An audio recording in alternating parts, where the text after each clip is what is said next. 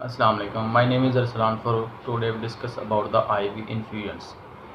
आज का जो हमारा टॉपिक है वो बेसिकली फ्लूइड्स के मतलब है कि कौन कौन से फ्लूइड जो हैं वो आईवी के तौर पे हम इस्तेमाल करते हैं।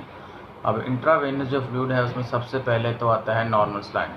अब नॉर्मल सलाइन जो है इसकी जो कंपोजिशन है वो 0.9% जो है NaCl सोडियम क्लोराइड वाटर के साथ पर 100 ml जो है वो इस्तेमाल हुआ होता है। और बेसिकली जो है आमतौर पर ये डिहाइड्रेशन के तौर पे इस्तेमाल किया जाता है। अगर जिस्म के अंदर ऑस्मो रेगुलेटरी फंक्शन के अंदर कहीं डिस्टर्बेंस आ रही है, पेशेंट को डिहाइड्रेशन का इशू है, पानी की कमी हो गई है फ्लूइड्स की, तो उस सूरत में हम आमतौर पर नॉर्मल सलाइन देते हैं। अगर नॉर्मल सलाइन का दूसरे लफ्ज़ों में और इस्तेमाल देखें तो इसके अलावा हम आमतौर पर वाउंड वगैरह की क्लीनिंग के लिए भी आमतौर पर इस्तेमाल करते हैं।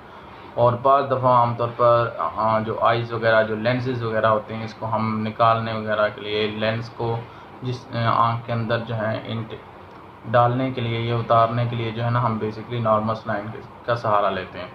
तो नॉर्मल सलाइन जो है बेसिकली ज़्यादातर जो यूज़ होती है वो डिहाइड्रेशन के तौर पे इस्तेमाल की जाती है। जब भी कभी कोई पेशेंट हेमरेजिक आ जाता है तो हेमरेज होने के साथ साथ क्या होता है, एक तो पेशेंट को ब्लड का लॉस होता है जिसमें ब्लड सेल लॉस हो जाते हैं, और साथ साथ जिस्म के अंदर जो इलेक्ट्रोलाइट्स होते हैं वो भी आमतौर पर जिस्म से ज़ाया हो जाते हैं। तो उन इलेक्ट्रोलाइट्स के साथ साथ पानी की कमी को भी पूरा करने के लिए जो है नॉर्मल सलाइन इस्तेमाल की जाती है। नॉर्मल सलाइन ज़्यादातर जो है डिहाइड्रेशन के तौर पे यानी कि पानी की कमी के तौर पे इस्तेमाल की जाती है। उसके बाद दूसरा जो है वो हमारे पास होती है डेक्स्ट्रोज। नॉर्मल सलाइन को अगर हम देखें तो वो बेसिकली NS के साथ शो करवाया होता है कि NS इमरान नॉर्मल सलाइन। अब दूसरा जो है हमारे पास होता है उसे हम आमतौर पर डेक्स्ट्रोज कहते हैं। अब डेक्स्ट्रोज बेसिकली ग्लूकोज होता है। तो ये बेसिकली जिस्म के अंदर कार्बोहाइड्रेट्स जो होती है, जो एनर्जी पैदा करने वाली जो चीज़ होती है, एनर्जी बहाल करता है। लेकिन हमारे पास ज़्यादातर जो यूज़ होती है वो डेक्स्ट्रोज सिलाइन के नाम से भी यूज़ होती है, DS के नाम से। तो DS से बेसिकली डेक्स्ट्रोज सिलाइन। तो इसमें क्या होता है कि ग्लूकोज के अलावा 5% और ग्लूकोज होती है डेक्स्ट्रोज के अंदर। यानी कि अगर 100 ml आपके पास डेक्स्ट्रोज होगा तो इट्स मीन कि उसमें 5% जो है वो क्या होगा, आमतौर पर उसमें ग्लूकोज होगी और उसके अलावा 95% होगा वाटर। तो वो डेक्स्ट्रोज होती है। अब दूसरी बात रही डेक्स्ट्रोसिलाइन। डेक्स्ट्रोसिलाइन में शुगर के साथ साथ जो है आमतौर पर जो है ना NaCl जो है वो भी होता है 0.9%। तो बेसिकली ये डेक्स्ट्रोज शुगर जो है आमतौर पर ग्लूकोज प्लस सोडियम क्लोराइड दोनों का कम्बिनेशन के तौर पे जो इस चीज़ इस्तेमाल होती है वो बेसिकली है। अब डेक्स्ट्रोज बेसिकली मैंने बता दिया कि जिस समय एनर्जी बहाल करने के लिए इस्तेमाल होती है। जैसे कि ये सामने जो है ना ये बेसिकली DS के नाम से होती है, डेक्स्ट्रोज सिलाइन के नाम से। अच्छा, अब उसके बाद आमतौर पर एक फ्लूइड आता है लेक्टेट रिंगर, जिसे हम रिंगर कहते हैं, रिंगर लेक्टेट के नाम से बहुत ज़्यादा यूज़ होती है वाइड रेंज में। ये बेसिकली जब आमतौर पर इसके अंदर जो है बहुत सारे आयन्स होते हैं जैसे पोटाशियम और क्लोराइड वगैरह जो है।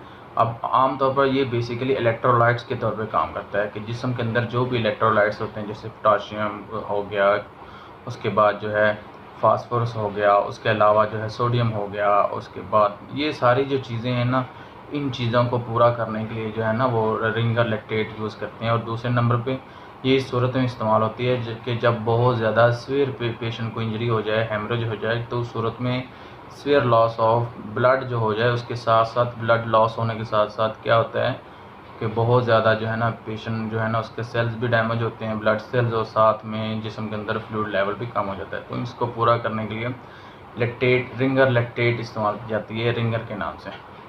अच्छा, उसके बाद आमतौर पर इन केस अगर हमारे जिस्म के अंदर प्लाज्मा की डेफिशिएंसी हो जाए, प्लाज्मा मीन क्या होता है कि ब्लड के अंदर दो चीज़ें होती हैं, एक प्लाज्मा होती है और उसके अलावा जो है एक सीरम वगैरह जो है ना उसके अंदर होता है। अब होता क्या है कि हेमोसिल जो है उसके नाम से, हेमोसिल बेसिकली क्या करती है, ये भी एक इन्फ्यूजन है। हेमोसिल बेसिकली आमतौर पर जो ये हमारा जो है सिस्टम जो होता है, जो हमारे सेल्स जो होते हैं बेसिकली ये कोलाइडल सिस्टम होता है। कोलाइड से मेरा इसके अंदर पार्टिकल्स होते हैं जो कि आमतौर पर प्लाज्मा को बेहतर करते हैं।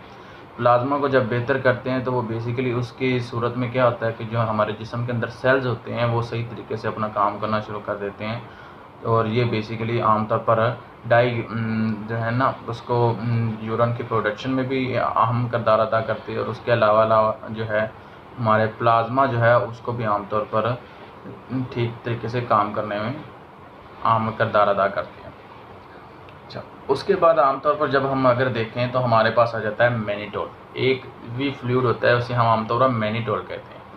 अब मैनिटोल जो है बेसिकली आमतौर पर ये हमारे जब पेशेंट को इंजरी हो जाती है, जैसे कि सेरेब्रल एडिमा हो जाता है, तो जो पेशेंट इंट्राक्रैनियल प्रेशर के साथ आते हैं, या जिन लोगों का ब्लड बहुत ज़्यादा लॉस हो जाता है, तो उस सूरत में जो है तो उसको प्रेशर को बरकरार रखने के लिए ब्रेन के अंदर ब्रेन एडिमा को बेहतर करने के लिए जो है क्या करता है, इसको आमतौर पर उसको रेगुलेट करता है, और डायूरेटिक के तौर पर भी काम करता है, यानी कि यूरिन की प्रोडक्शन को भी बढ़ाता है। और ये बेसिकली आमतौर पर इस सूरत में इस्तेमाल किया जाता है कि जब इंजरी वगैरह हो जाती है। उसके अलावा दूसरी इन्फ्यूजन में हमारे पास जो है एंटीबायोटिक आ जाती है, जिसमें सिप्रोफ्लॉक्सासिन है। सिप्रोफ्लॉक्सासिन बेसिकली जो होता है एंटीबायोटिक होता है। एंटीबायोटिक से मुराद ये है कि ये आमतौर पर बैक्टीरियल जो इन्फेक्शन होती है उसको दूर करता है। और उसके अलावा हमारे पास जो है फ्लैजल के नाम से जो है ना एक है, जिसे हम मेट्रोनोजाइडोल होता है, ये बेसिकली ये भी एंटीबायोटिक के तौर पे काम करता है। और ये बेसिकली हमारा जो जीआईटी ट्रैक होता है, इसके अंदर कोई बैक्टीरियल इन्फेक्शन हो जाए तो उसको आमतौर पर रफा दफा करने में अहम किरदार अदा करता है। और इसके अलावा जो है हमारे पास जो है एक पैरासीटामोल होता है। बेसिकली पैरासीटामोल एक लिहाज से जो है ना पेन रिलीवर के तौर पे काम करता है, और ये बेसिकली जो मॉडरेट पेन होती है उसको आमतौर पर ख़त्म करने में इस्तेमाल किया जाता है। ये बेसिकली पैरासीटामोल। एक चीज़ का हमेशा याद रखिएगा, जो ये एक होता है ट्रेड नेम और एक होता है जेनरिक नेम। जेनरिक नेम हमेशा याद रखना सेम होता है, लेकिन ट्रेड नेम मुख्तलिफ कंपनीज़ होती हैं वो अपने लिहाज से उसको सेट करती हैं। तो इसलिए आप लोगों को इस चीज़ में हेजिटेशन नहीं होनी चाहिए। आप लोगों को जेनरिक नेम हमेशा याद होना चाहिए। जेनरिक नेम ही असल बताता है कि असल मेडिसिन है क्या।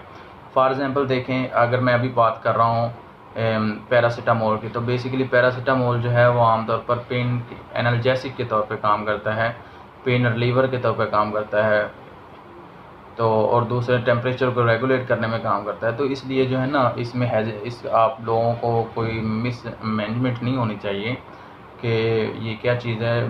ट्रेड नेम हर बंदे ने अपने हिसाब से जिस तरीके से मार्केट में जो भी मेडिसिन आती हैं उसे बेचते हैं, लेकिन आप लोगों को इस चीज़ में परेशान नहीं होना चाहिए कि आपको उसका जेनरिक नेम पता हो, उसका फार्मूला पता हो, और फार्मूले से ही चीज़ों का पता चलता है कि वो क्या है। जैसे कि अगर नॉर्मल सलाइन की बात हो रही है तो उसमें सोडियम क्लोराइड आएगा। अगर डेक्सट्रोज की बात हो रही है तो उसमें ग्लूकोज 5% ग्लूकोज होता है। और अगर मैनिटोल की बात करें तो वो उसमें मैनिटोल जो है एक ऐसी अल्कोहलिक शुगर होती है जो कि जिस्म के अंदर जो है ना बैलेंस करती है इलेक्ट्रोलाइट्स को। और बाकी जो है इसमें बता चुका हूँ कि फ्लैजल वगैरह जो है ये बेसिकली एंटीबायोटिक के तौर पे इस्तेमाल किया जाता है, जीआईटी के तौर पे उसके अंदर। और दूसरे उसके अलावा जो है सिप्रोफ्लॉक्सासिन होती है, ये बेसिकली ब्रॉड स्पेक्ट्रम में आती है। ब्रॉड स्पेक्ट्रम से मुराद ये जो बैक्टीरिया बहुत ज़्यादा रेजिस्ट करते हैं उसको ख़त्म करने में काम आती है। और दूसरा ये बेसिकली आईवी फ्लूइड, जितने भी आईवी फ्लूइड्स हैं अगर हम पेशेंट को ओरली नहीं दे सकते, फॉर एग्जांपल कुछ मेडिसिन ऐसी होती हैं कि पेशेंट जब ट्रॉमा में होता है तो उस सूरत में हम उसको जो है ओरली कोई भी चीज़ हम नहीं दे सकते, तो बेसिकली फ्लूइड को पहुंचाने के लिए हम आईवी फ्लूइड देते हैं। बेसिकली फ्लूइड ये जो हम जब ब्लड स्ट्रीम के अंदर इसको भेजते हैं तो बेसिकली हम इसको ये कहते हैं कि ये इन्फ्यूज़ करते हैं, इन्फ्यूजन देते हैं, यानी कि इन्फ्यूज़ देते हैं। तो इस तरीके से वो ब्लड स्ट्रीम के अंदर चला जाता है, और ब्लड स्ट्रीम के अंदर जो है आमतौर पर ग्लूकोज का लेवल और जो हाइड्रेटेड उसको कर देते हैं, यानी कि पानी की कमी को पूरा कर देते हैं। ये बेसिकली जो है ना आमतौर पर फ्लूइड्स का काम है। शुक्रिया।